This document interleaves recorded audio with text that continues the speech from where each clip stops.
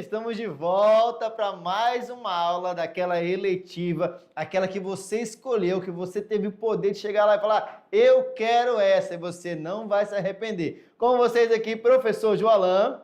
E a professora Aldelina com vocês aqui. Vamos dar continuidade àquela parte teórica da nossa disciplina.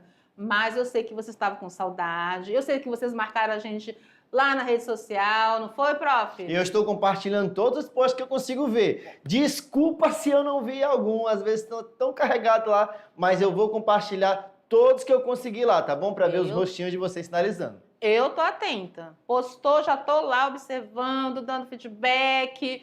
E outra coisa, hein? Faltou comentar a questão do vídeo, prof, que a gente pediu, né? A opinião de vocês, o que vocês acharam relevante naquele videozinho daquela história lá. Como é que é mesmo? Seu nome é Jonas? Seu nome é Jonas, Seu nome é Jonas. Assistir o filme. A gente sabe que o filme não é aquelas animações especiais hoje lá dos Vingadores, por exemplo, mas é um vídeo que ele tem uma história muito bonita e muito significativa para a comunidade surda, tá bom? Isso aí. Mas vamos lá, prof. Vamos lá, vamos então para...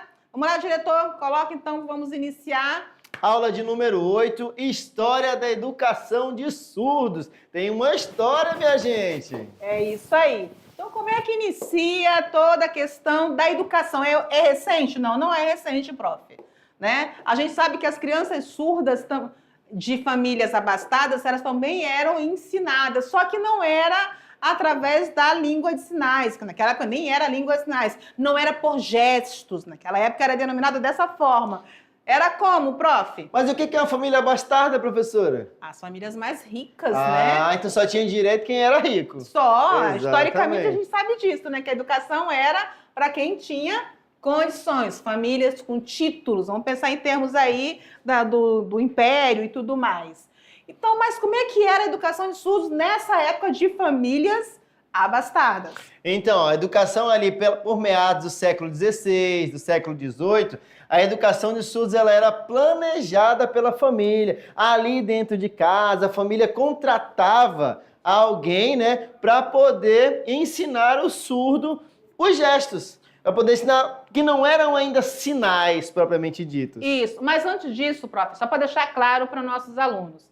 Nessa época, século XVI, até século XVIII, ainda o objetivo não era a sinalização, não era o gesto, era a oralização. Pensando que a família tinha que receber herança, principalmente os homens, né? As mulheres não tinham direito. A gente sabe historicamente como é que foi a educação para as mulheres, não vou entrar por aí. Então, outra aula. Então, nessa época, os homens primogênitos tinham que receber herança. Mas tinha todo um ritual religioso que tinha que passar para receber herança. Tinha que falar latim, pensando na Europa, onde iniciou toda a educação de surdos inicia na Europa. Então, por conta desses rituais, a família, então, contratava um tutor, um professor, para ir ensinar a falar. Não era nem realmente a escrita, enfim, era somente a oralização. Então, nesse momento, ainda não entra a sinalização. Vamos adiante, prof. Bora. E aí nós temos alguns nomes e algumas defesas aí dentro da história dos surdos. Por exemplo, o Charles Michel de Lépée, lá na França, ele defendia muito essa questão da língua gestual. Então ele já defendia a questão da construção do sinal, da comunicação inteiramente ali através do gesto. Enquanto nós tivemos outros autores, volta aí, professora, volta um. Aí. Como Thomas Browne, eu acho que o nome dele é esse, que se fala desse jeito, Browne, e Samuel Henrique, eles defendiam o oralismo. Isso que a professora acabou de falar para vocês, que o surdo ele é ensinado a falar. Então não é tão estranho ainda na época, nem hoje, você encontrar um surdo aí oralizando. Porque ele era obrigado a aprender a falar. Como? Através aí de técnicas da fonoaudiologia, de tocar aqui, de sentir o som, para que ele pudesse receber aquela herança. É isso aí, então. Na Europa tinha essa disputa. Tinha a França, né? Uma parte que a favor do Lépée, que acreditava na gestualidade, e tinha um outro lado da Europa a favor de Thomas, a favor de Samuel Henrique, que acreditava na oralização. E esses dois autores, os três autores, eles também fundaram escolas específicas para as pessoas surdas. um para a gestualidade e os outros para a oralização. Lepé, olha aqui, ó, falando da escola, ele foi fundador. Vamos lá, diretor, lá para o nosso slide. O Lepé foi o fundador da primeira escola para surdos, né, no mundo, privilegiando o quê? A língua de sinais francesa. Parlez-vous français em língua de sinais. Isso é muito importante saber porque a nossa língua brasileira de sinais, ela sofre influência de Lepé, né? Da língua de sinais francesas. Aí, enquanto isso, outro lado da Europa estava privilegiando quem? A língua majoritária lá dos seus países afim, né? Da Inglaterra ou da Alemanha, mas na modalidade oral e não gestual. O oralismo de Heineck recusava a língua de sinais totalmente e o alfabeto manual. Ele não acreditava na gestualidade de jeito nenhum. Na época, ele foi bastante requisitado, porque as famílias queriam que os seus filhos primogênitos, né, homens, aprendessem a falar. Então, nessa época, ele ganhou muito prestígio. No século XIX, o oralismo foi dominando as escolas por conta da influência das famílias, tá? Foi dominando as escolas para os surdos, inclusive na França, tá? Isso é fato. Tanto que a gente sabe que as famílias mesmos, eles acreditam, eles querem que seus filhos aprendam a falar, né? Natural isso. Mas aí o que favorece ele, a questão do pensamento, do senso crítico, é a oralização, que vai ser uma coisa mecânica, né, treinada, ou a sinalização, que vai ser ou de uma forma mais natural? A gente tem que pensar sobre isso, né, prof? Exatamente. Na época não existia essa discussão. Na época o único interesse da família era que o surdo ele falasse, ele conseguisse ali esboçar palavras, principalmente por conta da questão das heranças, da genética ali, de conseguir, na verdade, seguir com a família, seguir com o seu legado. Isso aí. Aí o que vem depois de toda essa discussão na Europa, né? Vem o congresso em Milão, né? Um congresso internacional, na época surdo-mudez, que era dessa forma que era denominado na época. Vamos lá, diretor, para a tela.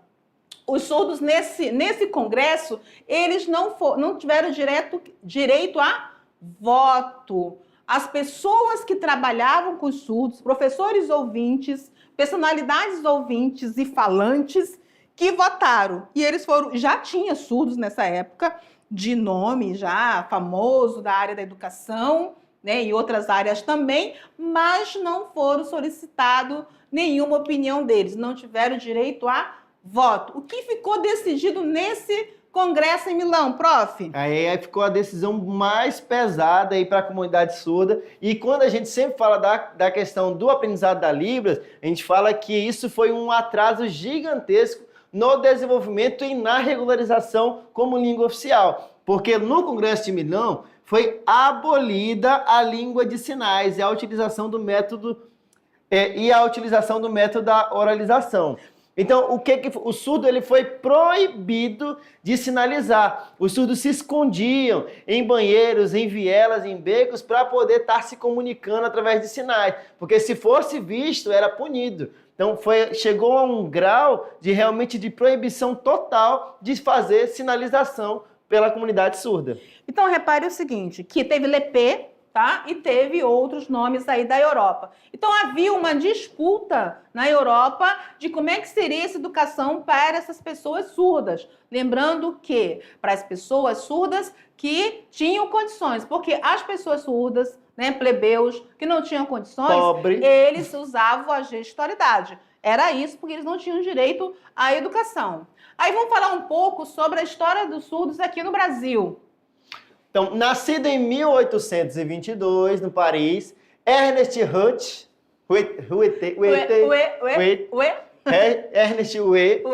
pertencia a uma família da nobreza, ou seja, era rico, lá na França.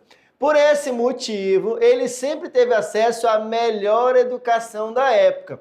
Ainda adolescente, Huet falava português e alemão, português lá de Portugal, além do francês, tá? Com a idade de apenas 12 anos, Ernest teve sarampo e devido a essa enfermidade, acabou ficando surdo. E aí, o que acontece com um cara que é surdo, rico, na França?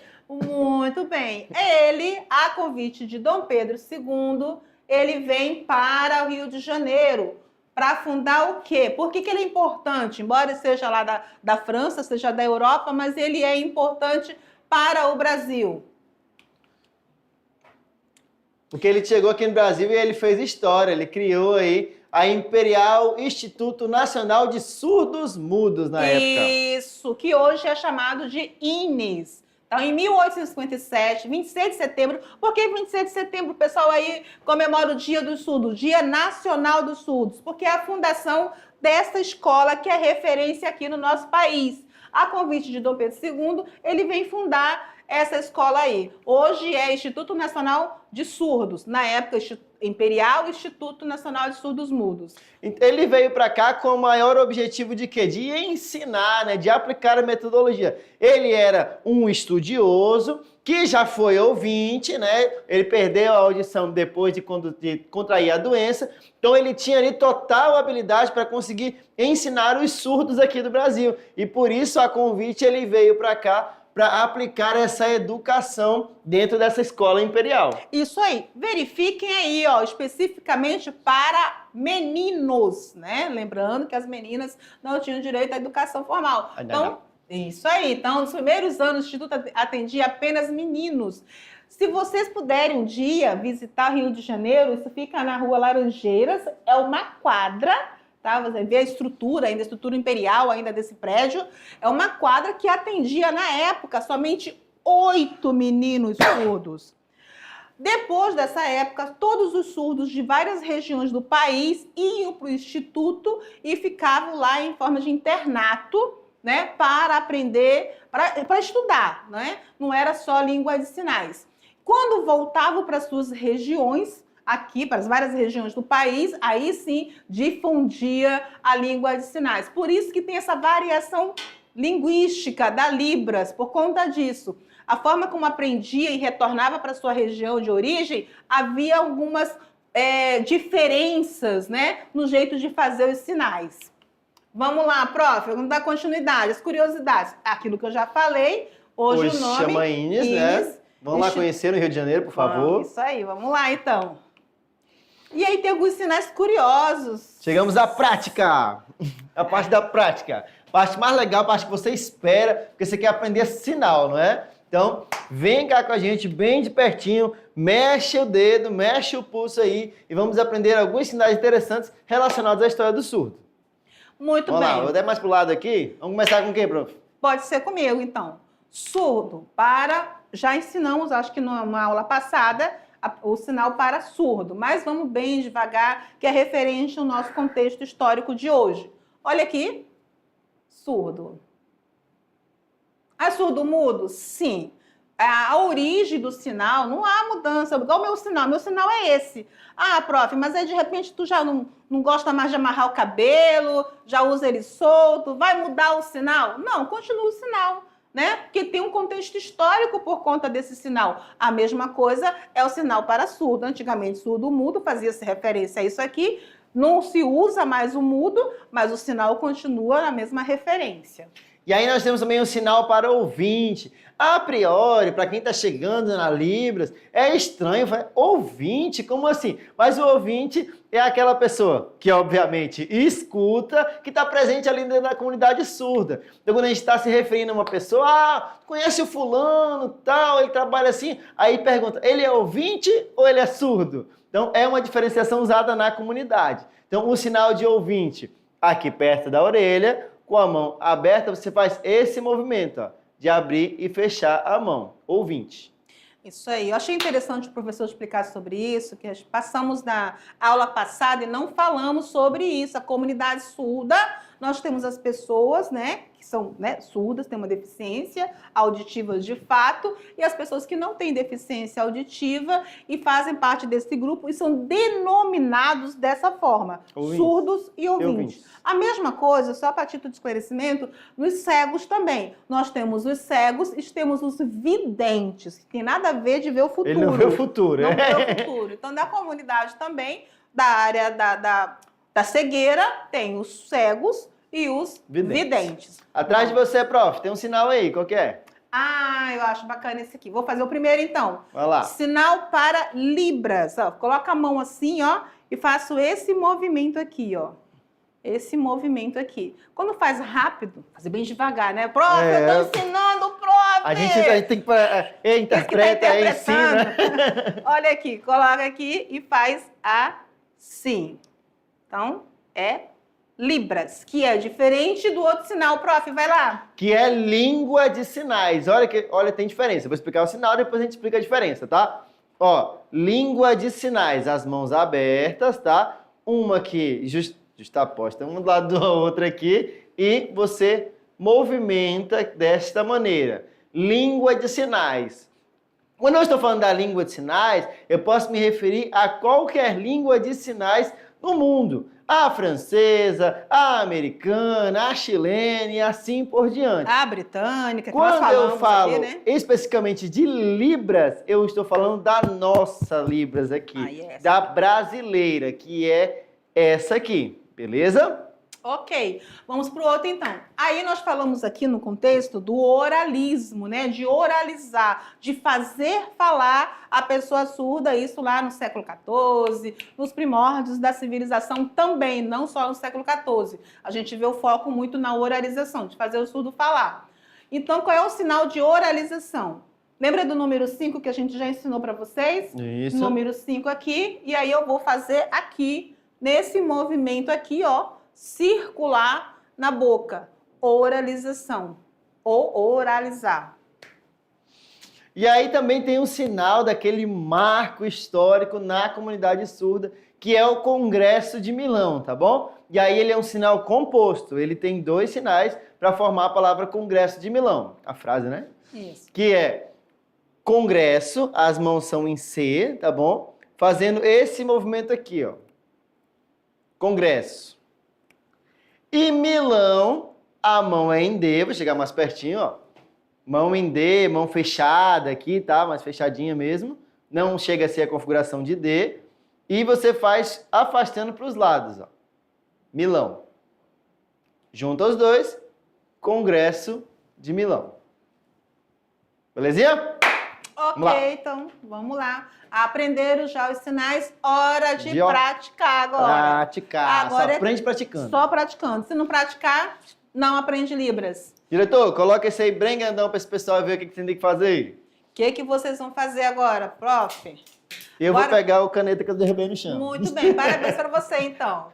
Agora que você já conhece um pouco da história da educação de surdos no mundo, um resumo, que é um pouco mesmo, tem vários relatos, vários fatos, a gente fala um pouco dos Estados Unidos também, tem uma série, vocês podem pesquisar mais aí.